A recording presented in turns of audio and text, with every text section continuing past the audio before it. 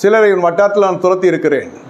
ஆதாம் ஏவாளை நான் ஏதேனிட்டு துரத்தியது போல் துரத்தி இருக்கிறேன். காரணம், நீ மனித பிரியனாய் போய்விடக்கூடாது என்பதற்காக, தேவ பிரியனாய் இருக்கும்படியாக நான் சில ஜனங்களை துரத்தினேன். நீ தேடியும் காணாதிருப்பாய், உன்னோடு போராடனை தேடியும் காணாதிருப்பாய். நீ என்னுடையவன், நீ என் தாசன், நீ என்னால் மறக்கப்பட்டு போவதில்லை. நீ மனுஷ பிரியனாய் போய்விடக்கூடாது என்பதற்காக இவர்களை நான் செய்தேன்.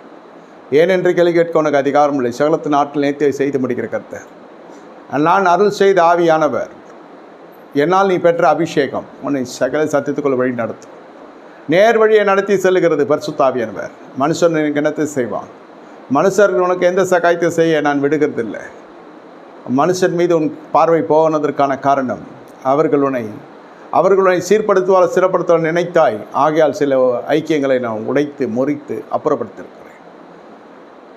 நீ போராட்டை தேடியும் காணாது இருப்பாய். நீ போனாலும் அவர்களை ஏற்றுக்கொள் போவதில்லை. நீ கர்த்தராகிய நானே இதை செய்தேன், நீ என்னுடையவன். என் நேச வைராக்கி இதை செய்தது, நீ என்னுடையவள். உனக்காக நான் யாவையும் செய்து முடிப்பேன், நீ என்னை மட்டும் நோக்கிப்பார். நான் வைராக்கியம் நிறைந்த தேவன் என்று கர்த்தர் சொல்லுகிறார்.